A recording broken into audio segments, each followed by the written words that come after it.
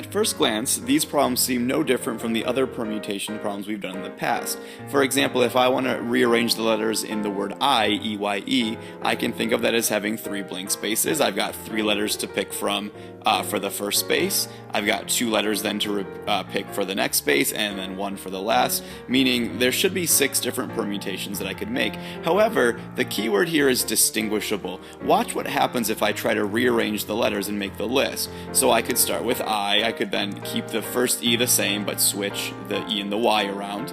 I could then put the Y in front and have E and E.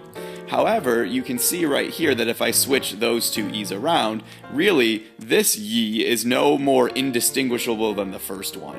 And so this is what I mean by distinguishable permutations. The answer to this one is not 6 because some of our permutations are just repeats and they don't look any different. So instead, I can't just do a straightforward permutation like I've done before. I'm going to use this formula down here. I'm going to start in the numerator with n factorial, the number of letters I have, but then I'm going to have to divide out every single letter that repeats, and that number's factorial as well. And so, for example, to find the correct answer for the word E-Y-E, rather than just going through and listing them all, I can say, well, there's 3 letters in the word I, so I'll start with my numerator of 3 factorial, but then divide off all the letters that repeat. Well, the letter E, of course, repeats twice in this word, so I'm going to divide by 2 factorial to get the actual number of permutations. Well, 3 factorial is 6. That's what I would have if I had all unique letters. However, I have to divide that by 2 factorial, which is 2 times 1,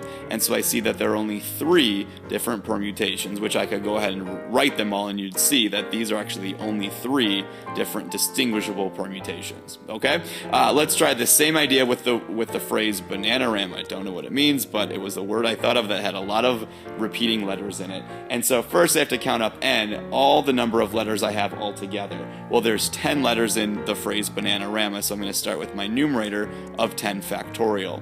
I'll then divide that by all the different letters that repeat.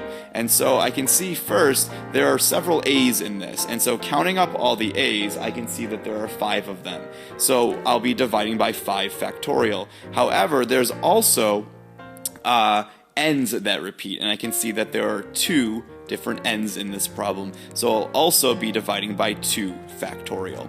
And I would keep going with any other letters that repeated in this, okay?